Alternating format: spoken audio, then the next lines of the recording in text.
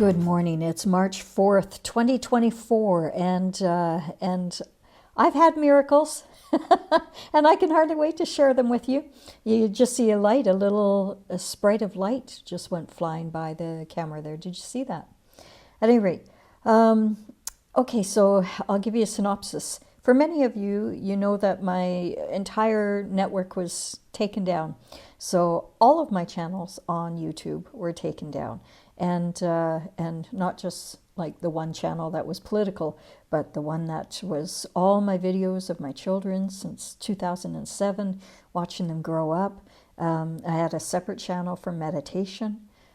Those were all gone, taken down.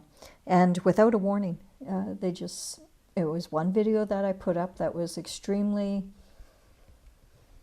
it exposed, it was something, right?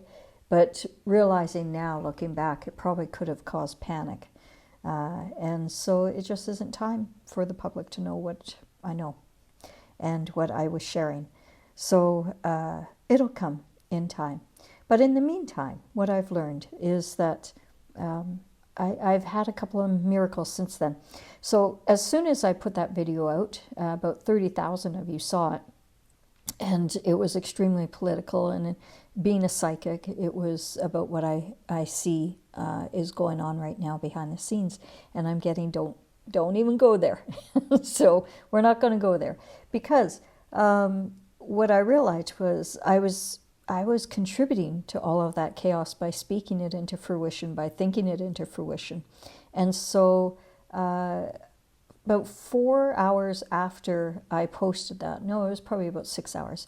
I'll show you the picture here. This is my first video, and it was actually a video message I was leaving for Greg Hallett. He was my business partner, and I do say was.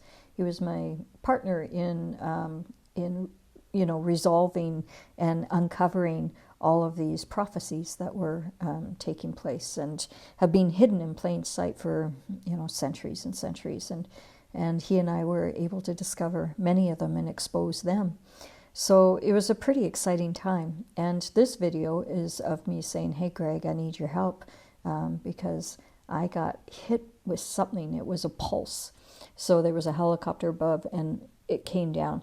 Well, I raised my one hand up, and this is my second pulse attack in 2 months.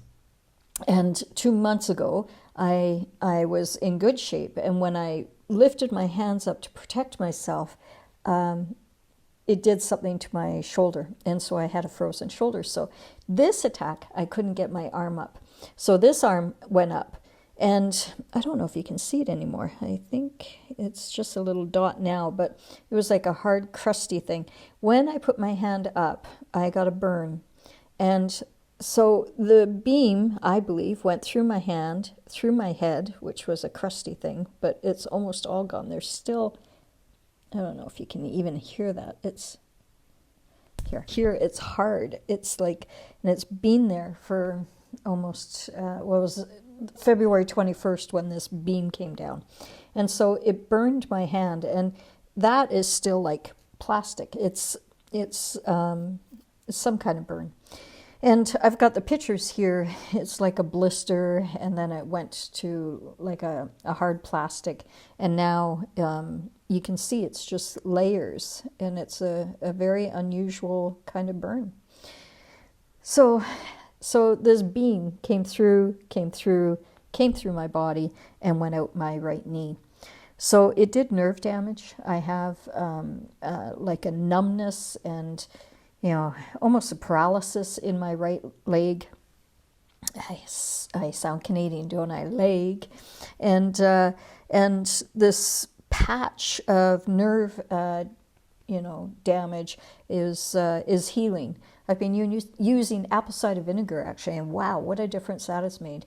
I've tried everything. I've done everything energetic, and it kept coming back. So this is the picture of me 16 hours later. I had gone to bed that night, and quite honestly, I didn't know if I was going to wake up in the morning.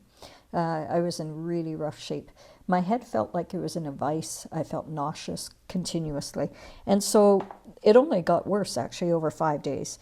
And finally, I went to bed on the 5th night, which would have been the 27th, I believe.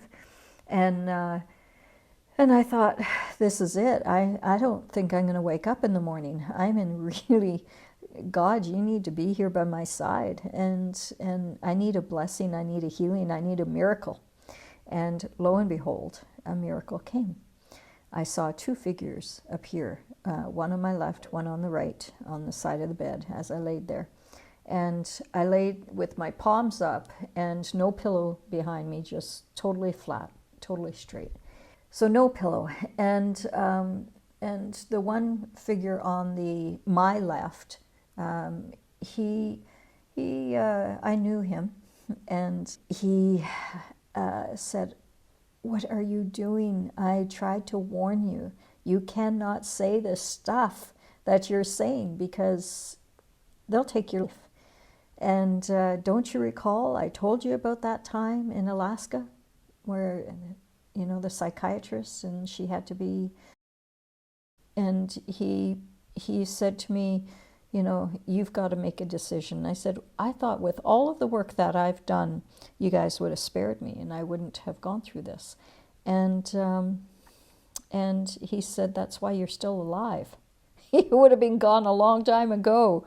And so basically, they said, you have to make a decision because you've been focusing so much on the problems that you're exasperating them, and you're keeping, you know, your consciousness, your illusion, you're keeping your illusion in a loop by only focusing on all the negative stuff and sharing it on the net and putting out these videos that are so dark, and you're not helping the situation. The way to help the situation is to focus on, okay, what's good about this? Remember, this is what you taught.